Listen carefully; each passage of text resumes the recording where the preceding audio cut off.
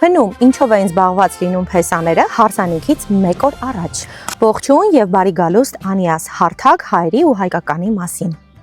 Հայկական ավանդական հարսանիքները միշտ ճոխությամբ էին նշում եւ այդ ճոխությունը միայն նյութականի մեջ չէր։ Մեր հարսանիքները ճոխ էին, որովհետև ավանդույթներն էին շատ, սովորույթները եւ իհարկե երկու պարն էր ճոխ ու ավանդական, որը ցավոք ժամանակակից հարսանիքներում հազվադեպ ենք հանդիպում։ Այսօր կպատմեմ մի հետաքրքիր ավանդույթի մասին, որը հնում շատ տարածված էր եւ գուցե մեր օրերում էլ արժե վերականգնել։ Խոսքը փեսային սափրելու արարողության մասին է։ Եվ ուրեմն հարսանիքից մեկ օր առաջ հավաքվում են փեսայի տանը ընկերներով, հարազատներով եւ տան կենտրոնում բարձր աթոռի վրա նստացնում էին փեսային եւ հրավիրում էին մասնագետ սափրիչին, որպեսզի այդ գործընթացը իրականացնի։ Սա սովորական սափրելու գործընթաց չէր։ Սափրիչը ասես խաղ էր անում հանդիսատեսի հետ։ Մեկ ասում էր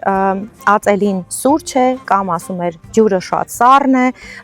խաղեր էր բանեցնում, որպեսզի նրան վճարեն այդ գործողության համար։ Եվ փեսայի հարազատները առատորեն վարձատրում էին նրան։ Այդ օրը պահում էին փեսացուի հին շորերը եւ փոխարենը քավորը նրան նվիրում էր նոր շորեր։ Իսկ հին շորերը նվիրում էին սպասավորին։ Հին շորերը